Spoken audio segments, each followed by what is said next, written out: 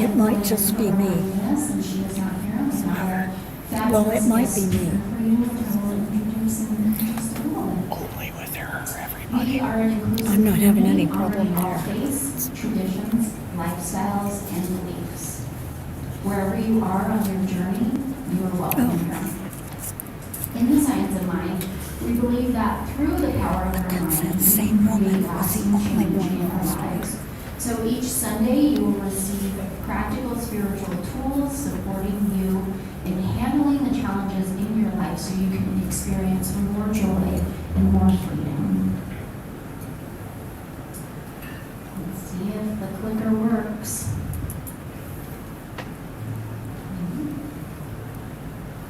Maybe not.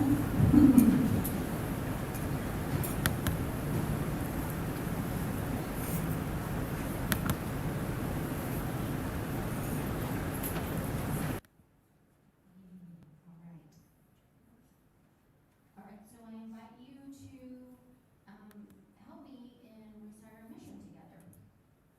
We are an inclusive community, inspiring personal growth, spiritual practice, and a positive way of life. And our vision: to awaken humanity, revealing a world that works for everyone. All right, and do we have any kiddos today? I don't think that we do. Oh, Doug will always be a kiddo at heart. Thank you. All right. All right, so let's move into our announcements then. Marie?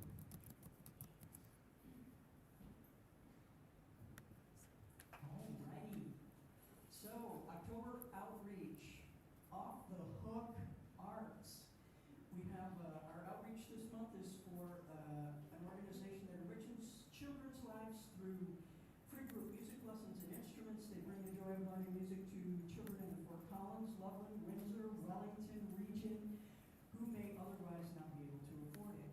So, the end of this month, a portion of our tithes will go to this wonderful organization. Next. It's such a downer to go up here and do the announcements and have the second announcement be about death. Better than the last announcement being about death, I guess. But, exploring death with courage, heart, and choice. October 12th through November 16th, facilitated by Reverend Leah, Reverend Sherry Jensen, and practitioner Lonnie Hickman. This will be an interesting exploration into preparing for the end of life. It's one of the most important things we can do. This class is dedicated to restoring meaning and dignity to the end of our lives for people of all ages. The class will help you to be emotionally and spiritually prepared for the end of life and explore choices around end-of-life care. So complicated. Aren't we happy now? And, okay. And life goes on loving yourself. The key to more freedom and happiness in your life with Reverend Leo Verado starts Monday, October 30th in 3 sessions. You will release and heal old patterns of negative self-talk, learn ways to honor, appreciate, and love all that you are. Walk away with a greater sense of self and what you have to bring to the world. It's a great class. I took this class the first time she offered it, and it's a class that she designed. It's a really, really amazing class to get in touch with yourself and appreciating the wonderful, amazing person you each are, I say. Join us tonight for the monthly potluck. Potlucks are on the first and third Sundays of every month. Sign up to bring a dish to share. Okay, if potlucks are on the first and third Sunday of each month, then they're not monthly.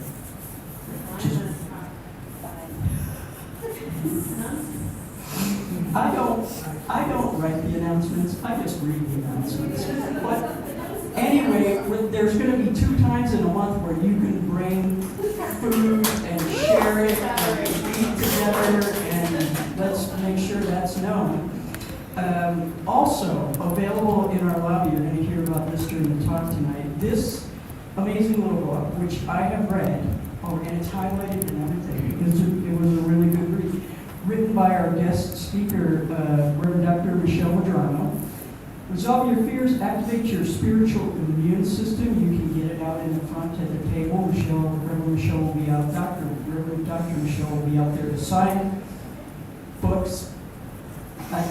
Really, it has to be written down for me. So I'm looking at the book.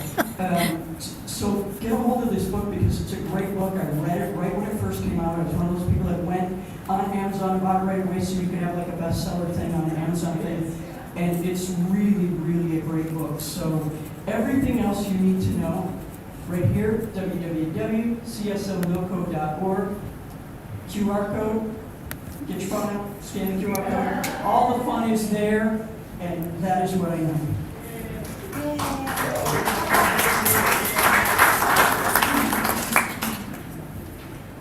All right, so I invite you to now just settle in and become centered as we move into a meditative chant following a prayer. And the words to our chant can be found on the screen.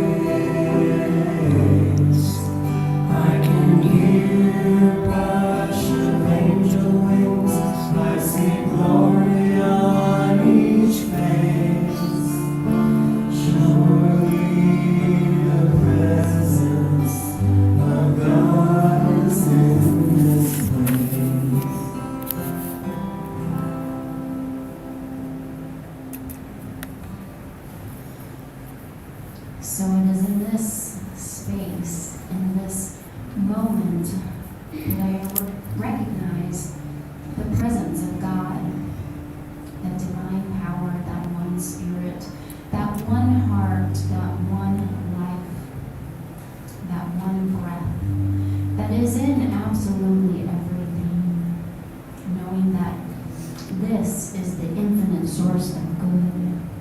It is the origin and the creator of absolutely everything.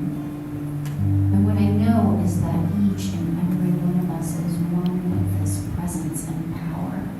For it has its being in us. It experiences and expresses life through us. And it moves in all things around us. In between each breath and each heartbeat, that presence is always there. And so what I know for this evening is that presence and power that is love is absolutely here this evening. We can see that expression of love in the music that we hear, in Reverend Dr. Michelle's words. We can see that expression of love. In the person sitting next to us, we can feel presence of love. And in the greatest unfoldment of the service, we can see that presence of love. So I give great thanks for this, for knowing that that presence and power is right here, right now, that that love is expressing and is available, and that the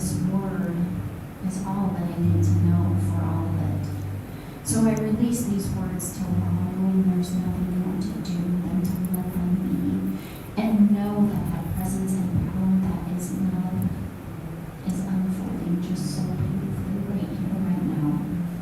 And if you would like, please join me in singing. This is a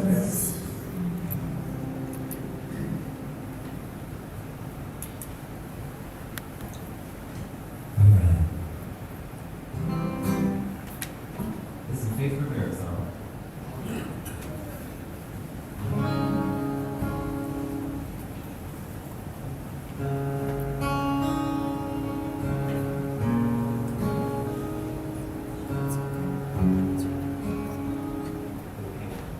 We can't buy this. We gotta reach it. Thought I could get away with it. You heard that little G?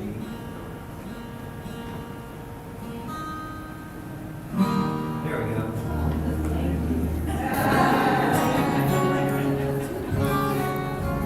All right.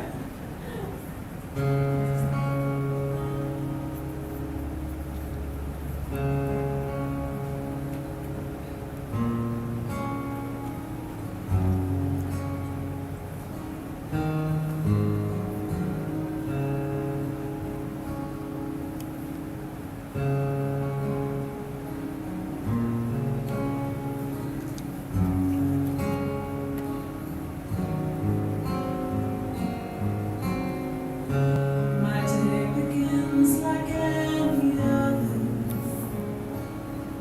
as I make my way through this world, treading lightly so I don't bother anyone or anything, keeping all of my dreams bottled up inside till I can't breathe. Oh God, I know I need to see things differently.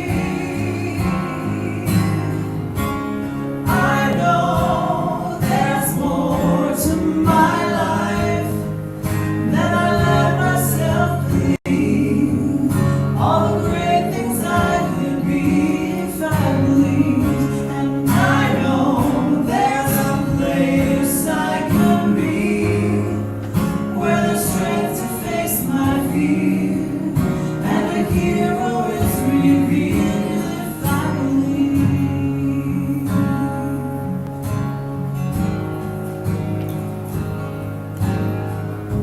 I carry round my bag of failures.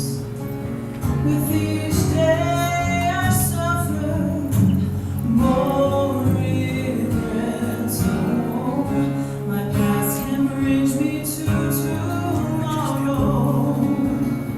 If I keep playing the same part, lose my dreams never start to realize the passions deep within, and all my could have beens have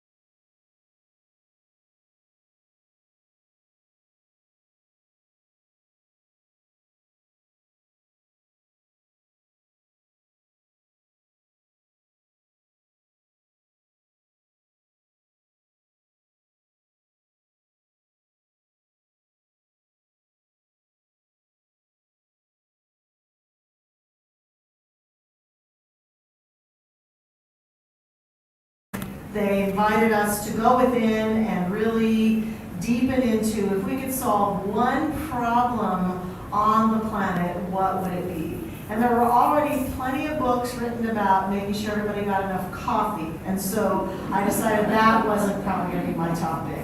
So when I came out of that meditation, what I realized is that if I could eradicate one thing from our planet, it would be fear.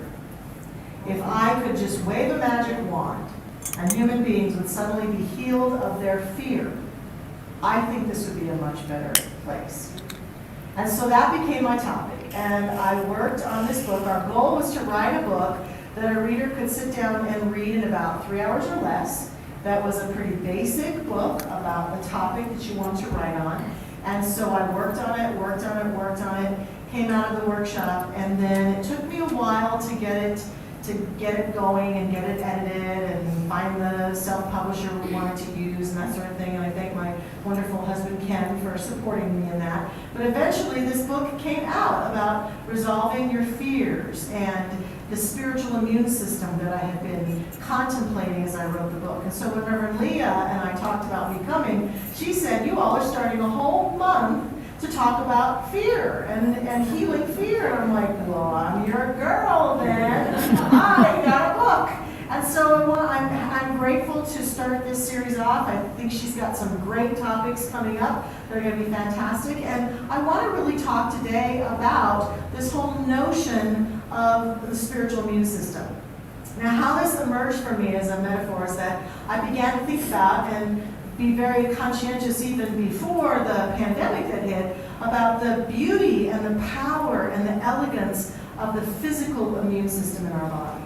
It's so profound that what we know is that when we're doing things to keep our physical immune system strong, we're more resilient to the things that can happen when we're in a group like this. We could be in a group like this and someone's got a cold or a flu or something going on, and because our immune system is strong, we might be exposed to it, but it'll show up as a bug in the system, and our immune system will just fight it off, and we'll never even know that we had the exposure or that we were possibly vulnerable to that cold or that flu. We just keep right on going. And experts in immunology say that every day we are exposed to chemicals that our body fights off. Often we have cancer cells that just float right through our body, and if our immune system is strong enough, it will fight them right off, and we will never know we have them in our body or manifest the cancer. And so our immune system is really this very beautiful, elegant system. And what I believe that with our physical immune system and our spiritual immune system, there's a similarity. That when we're doing that which keeps our soul and our spirit and our essence strong and centered, that we also have a greater immunity to the challenges that we see going on in the world that might cause us fear. It's kind of like a bank account. That when we do that which we know contributes to greater health and well-being, when we need to draw upon it, it's there for us. And the same is true for the spiritual immune system. Dr. Google. Dr. Google says about our immune system, here's the basic definition of it. When foreign invaders, such as bacteria or viruses, enter the body, immune cells called lymphocytes respond by producing antibodies, which are protein molecules. These antibodies fight the invader, known as an antigen, and protect against further infection. According to the CDC, a healthy individual can produce millions of antibodies a day, fighting infections so efficiently that people never even know they were exposed to that antigen. And so we sometimes wonder, I know I do, what's the difference between a person who gets ill and a person who doesn't? It's not that there's somebody out there doling lessons out to us or some power or force that thinks certain people should be ill and certain people should be well. A lot of times it's a matter of what's going on in our immune system. And so we can control that. We can do things and be about the business of having a strong immune system. And I believe that we can do that in having a strong spiritual immune system. And what it takes from us is attention, just like the physical immune system. And so when we put the attention into it and the energy into it, we can find that we can be strong. And what that looks like to me is that if fear was eradicated from my consciousness and from my life, I think I would be more courageous in my daily living. I think I would be more courageous in my relationships. And I think when it came to what's going on around me and in the world, I would be, I don't know that this is an official word, but I like it a lot, I would be unbotherable. I think a lot of times what happens when we're afraid is we're really botherable.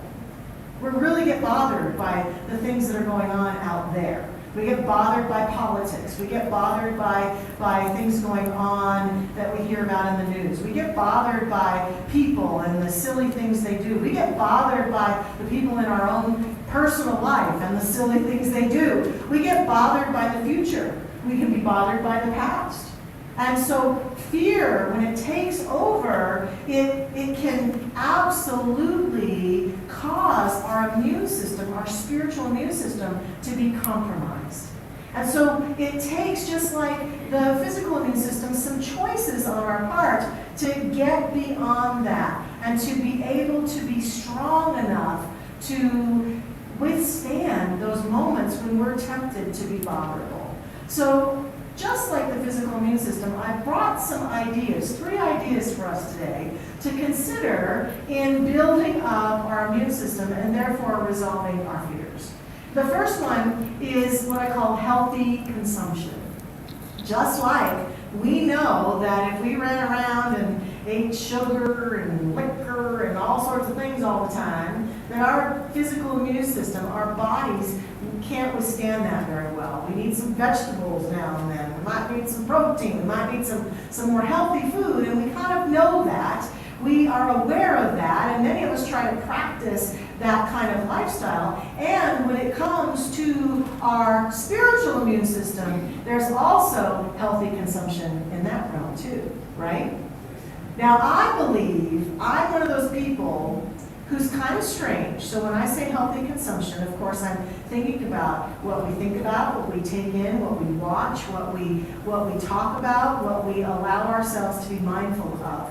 But it, to me, is not necessarily a game of avoidance. I actually find courage by being one of those people who consciously watches the news and wants to know what's going on in the world. So I'm not one of those people who says we shouldn't ever watch the news. If I find that my spiritual immune system is weak, let's say something is going on and I'm worried, or something is happening in my personal life and I'm having to deal with it, I might consciously fast from the news for a period of time, because I can say, right now I just don't know that I'm strong enough to deal with what I have to deal with in my own life and what I know might be going on in the world. But most of the time, I'm a consumer, but I'm a conscious consumer. I do my best to watch it and be, number one, unbothered by it all, and number two, to see what's going on in the news as my prayer list. Who is it? What is it? What country? What part of the world? What group of people am I praying for today for health and well-being and resolution and peace? Where is it that I'm praying? So I consume consciously, and that's my choice. I happen to believe that if there's things going on in the world that are not ideal, then those of us who know about this teaching and know about the light and know how consciousness can change reality, turning our backs to it, we're not going to resolve it that way. What's going to resolve it is people who are willing to stand in the light and stand in their truth and look right at what's going on and look past it to the truth so that we can see with clear eyes, so that we can see with loving eyes, so that we can see with spiritual eyes. And so it's not necessarily about, well, that's negative or that's bad. I can't look at that. I don't believe our teaching is a teaching of denial. I don't believe our teaching would tell us that healthy consumption isn't about looking at ourselves and saying, gosh, I sure do think a lot about how unworthy I am. I think I need to do something about that. That healthy consumption is about looking right at and owning and being aware of the negative thoughts I have, of the negative things that are going on, but knowing that I can bring a transformative energy to any and all of those things is a huge part of what I'm doing when I'm in healthy consumption. And so I pay attention to my thoughts. I pay attention to relationships. I have good boundaries. I have good boundaries and recognize if I'm in relationships that are toxic or negative, that I might do my best to try to fix those or deal with those, or at some point, if it doesn't feel like that's going to resolve, I might actually step away from certain relationships with love. See, we sometimes think boundaries means that I have to be rude. I can be very loving and say, gosh, you know, I think you're great, and I just don't think it's going to work for us to continue this relationship. It's not working for me. I might bless you on your path, right? And so we can be very loving and kind. Sometimes I think we think that when we have good boundaries, we have to be toxic in doing that. We have to be rude. We have to be mean. And so we fear having good boundaries because we just don't know how to do it. But healthy consumption is all of that. And of course, healthy consumption, you're going to find that in most of these exercises or these examples, healthy consumption includes spiritual practice. Because I believe at the core of the immune system, the more we take time to witness the light and the love and the peace and the wholeness that abounds at the core of us, the stronger our spiritual immune system is. If I know myself to be an expression of God, then someone standing in front of me trying to tell me I'm not that will not cause me to flail in my belief about myself. But if I haven't been witness to that, if I haven't laid claim to that and healthily consumed my own spiritual nature, and someone challenges me, my spiritual immune system will just flatten out. It will just fail miserably. And so it's about healthy consumption, being mindful and reading, taking time to read things and feed our minds and feed our hearts and listen to beautiful music and do the things that allow us to feel strong and powerful as though we're consuming relationships and situations and connections and content that supports us, and the how of that, how we're taking that in, shifts so that it has a spiritual basis to it. Healthy consumption. The next one that most people know has to happen in a healthy immune system is proper rest, right? We know that for our bodies to continue to be strong, that we must rest, and that people who don't get enough sleep actually begin to become paranoid often, begin to lose their ability to have their minds work rightfully for them. And so this can affect our immune system quite negatively if we're not taking care and resting enough. And I think that the spiritual immune system requires the same of us. That we are taking time out, again, for our spiritual practices, for our meditation. We are resting from negative thinking. We are fasting from negative thinking. Now, we might even want to take on, if there's a particular area that we constantly have fear thoughts about or worry thoughts about, that we might want to go on a thought diet and stay away from those ideas so that we, as soon as we start to consume that, we say, no, I'm not consuming that negativity for 30 days. I'm on a break for 30 days. I'm going to see how I feel at the end of those 30 days. It also has to do with having fun. Really taking time to have fun and to laugh and to enjoy life and not take ourselves seriously. People who are in a place of fear, I don't know if you've noticed, but I've noticed for myself and others, often are very serious about their fears. And they take them very seriously. And I will tell you that one of the ways that I've learned to transform my fears and to resolve them is to not take them so seriously and actually step back for a minute and kind of laugh at myself. Really, you are the age you are when you're afraid of that. And sometimes it helps to rest from it by reminding myself, what do they say? Hindsight is 20/20. The things that I've been through, the challenges I've faced, the decisions I've had to make, the moments that have happened, and I'm still here. I'm still here, and I'm having a pretty good life, and I bet I can meet this same challenge, or this same fear, or this same potentiality of what might unfold with the same skills and the same abilities. That there's something that I have within me that has evolved and allowed me to walk through challenges fearlessly often, and affirm and stand true to them. I use an example in the book that was one of the most profound moments of my life that had to do with earthquakes. When I first moved to Huntington Beach, and there were horrible earthquakes going on. I was in the Northridge earthquake, which I was really scared. I've lived here all my life, and I've been in a little shaky thing visiting Los Angeles before, but this is really scary. And so I remember calling my mommy, which I often do when I'm afraid. I don't know if anybody else does that, but I do. I called my mommy, and I told her I was really afraid of these earthquakes, and I didn't know what to do. And so we talked it out, and we came up with a solution. Firstly, that I went and got together an emergency kit, and I learned how to turn off the water in my house, and I learned how to turn off the gas and do all that practical stuff, and put a bag in my car so that if I ever got stuck on a freeway, I'd have some tennis shoes and things like that, and comfortable clothes to wear. But then I decided to use an affirmation. And so sometimes resting from my negative thoughts means that I create an affirmation that can interrupt my patterns. So here's the affirmation I created, and I invite you to use it. I still use it today. That was 30 years ago. It is no matter what I do, where I go, let me get it straight for you. Let me get it right for you. I will admit it's been a long day, and my brain's kind of like, woo, it's a Sunday evening. We had church this morning already, and here y'all are. It was an affirmation about I'm always safe, no matter what I do. That I'm always in the perfect place at the perfect time to ensure my total safety.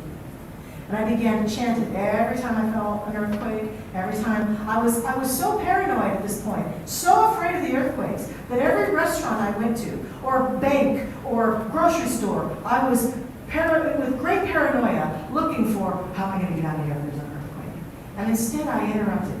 I'm always in the right place at the right time to ensure my total safety. I'm always in the right place at the right time to ensure my total safety. I'm always safe is the essence of this. Because I realize I can't control the earth. Some of you may have the consciousness that you believe you can control the earth. Good on you, you graduate. I don't have that consciousness yet. I don't believe I control the weather or control the earth. But what I did know that I could control is where I am when bad things happen. I'm always in the right place at the right time to ensure my total safety. It continues this day to be an affirmation for me, that when I get scared, I pull it up. And it interrupted everything such that eventually those earthquakes still happened, and I could just roll with them and let them happen and be okay with it. And so that's part of healthy consumption too. It's interrupting our thoughts and allowing ourselves to have better ideas. And the last one is minimizing our stress. For the physical immune system, of course, that means paying attention to our blood pressure and paying attention to our heart and making sure that we're not so stressed all the time. But in this case, in the spiritual immune system, it's all about embracing love and peace, forgiveness, freedom from fear. A lot of what our fears are about are based on the past. So a lot of us who want to resolve our fears, we got to do some forgiveness work. We got to forgive people from the past, because many times our fears of the future are all about projection. Well, that didn't go so well last time, I'm afraid to try it again. Or they left me, so I'm afraid to be in a relationship. Or last time I got a lot of money, I really messed it up, so I'm afraid to have money.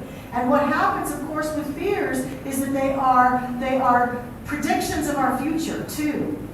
If you're not motivated to get rid of your fears for any other reason, it's that we know how the law of attraction works. And as long as we indulge our fears, we just get more of what we feel we should be afraid of.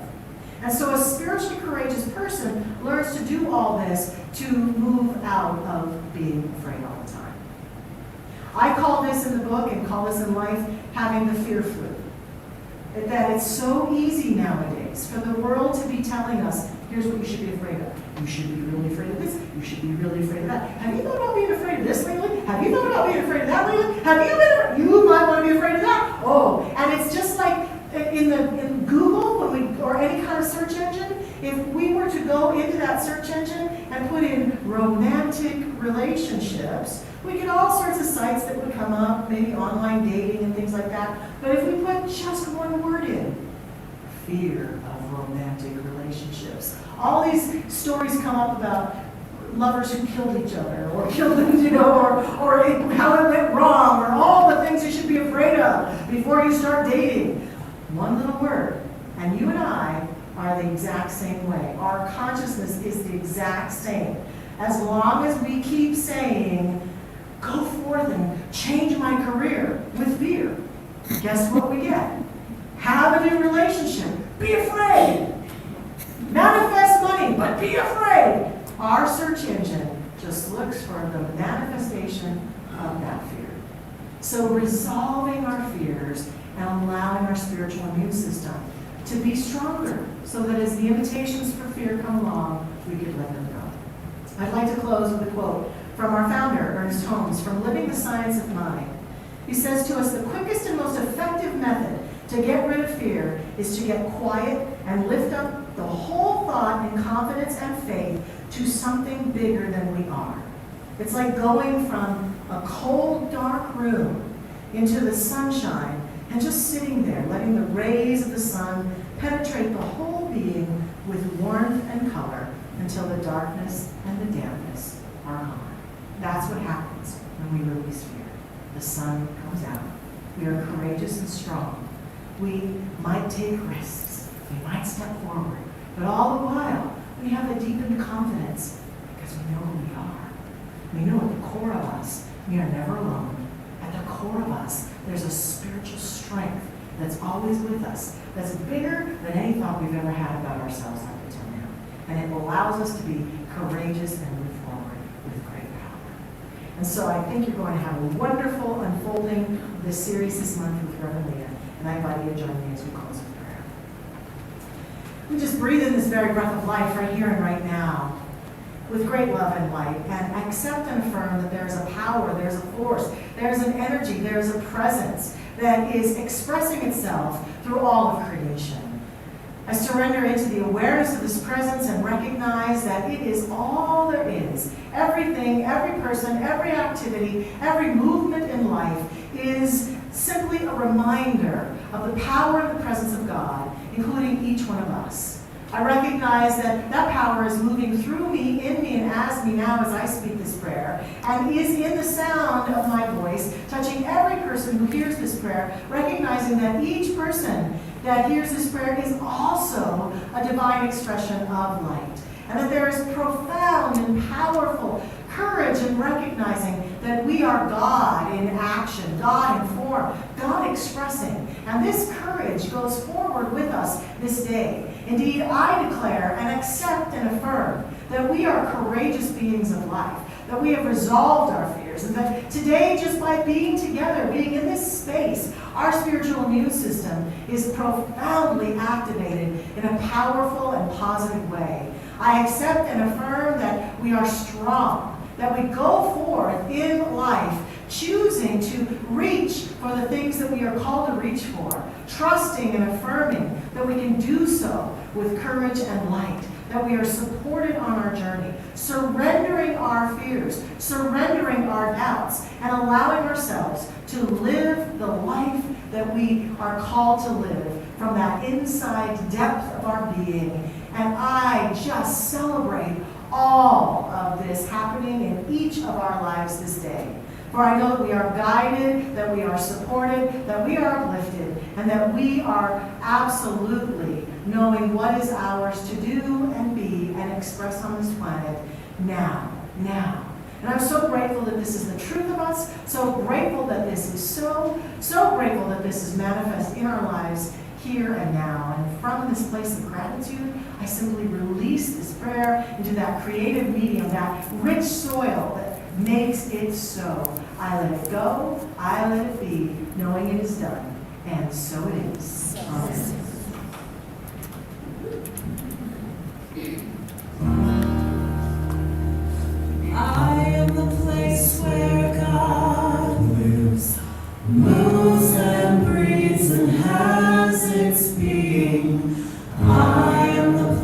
place where God shows up.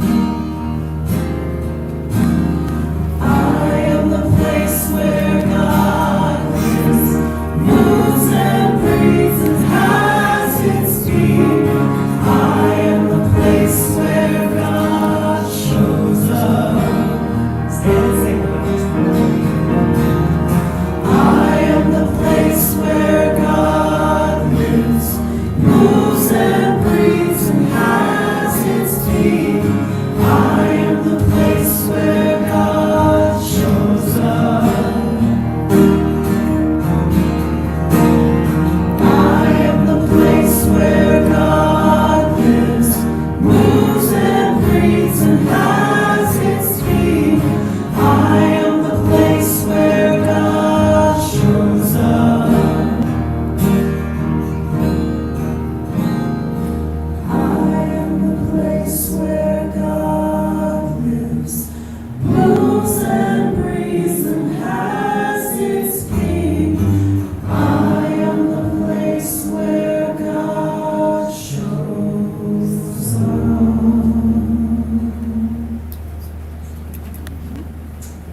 Thank you so much for your lovely talk. Is everyone's spiritual immune system built now?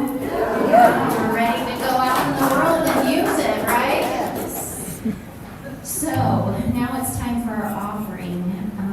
We believe that the abundance in our lives results from giving and the law of circulation, so giving and receiving, which says, as we give, we receive. We believe giving is a spiritual decision rather than a financial one. It is a spiritual practice that enhances our lives, and so I invite you to share your gifts and tithes and know this truth. This is the law of circulation at work. We have a number of ways to give. You can give online at our website, cslnoco.org. You can text the word give to the number here on the screen, or you can mail your gift to our office. So I invite you now to take your tithe. If you do it online or any other way, just place your hand over your heart and say our offering, our offertory affirmation with me. This gift is spirit in form, circulating and blessing all it touches. Freely I give, and joyfully I receive.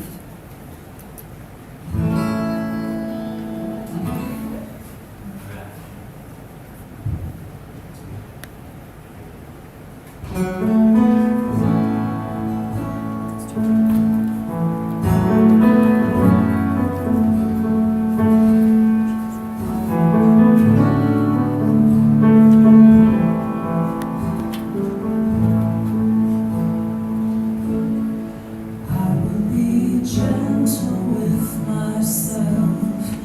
I will be gentle with myself. And I will hold myself like a newborn baby child.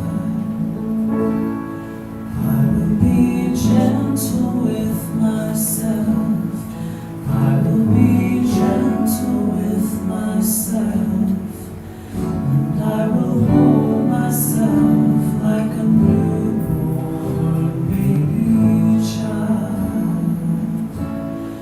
I will be tender with my heart. I will be tender with my heart. And I will hold my heart like a newborn baby child. I will be tender with my heart. I will be tender with my heart. And I will hold my heart like a newborn baby child. And I will only go as fast as the slowest part of me feels safe to go. I will only go as fast as the slowest part of me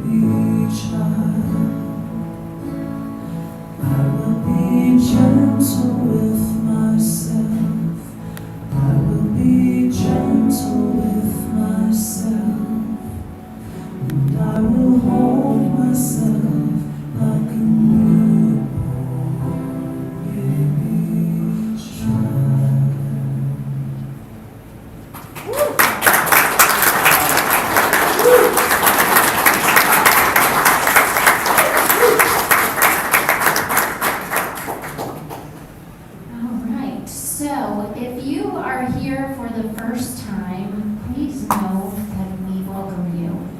We see you, and if you're comfortable and have not received a welcome packet, please raise your hand, and we will make sure that you get one. We appreciate you being here, and welcome to our spiritual family. After service, our practitioners are available for prayer. We have prayer requests in the back. I am here for prayer. I will be standing right up here if you would like to receive a prayer this evening. Otherwise, you can put your prayer requests in the back in the basket, and we will send those to our ministers and practitioners to be prayed over for the week. So I welcome you to please stand for our benediction and our closing song. And if you would like, just place your hands over your heart. May we be at peace. May our hearts remain open. May we awaken to the light of our own true nature. May we be healed. May we be a source of healing for all beings. Love us who I am. Love us who we are. Love us all there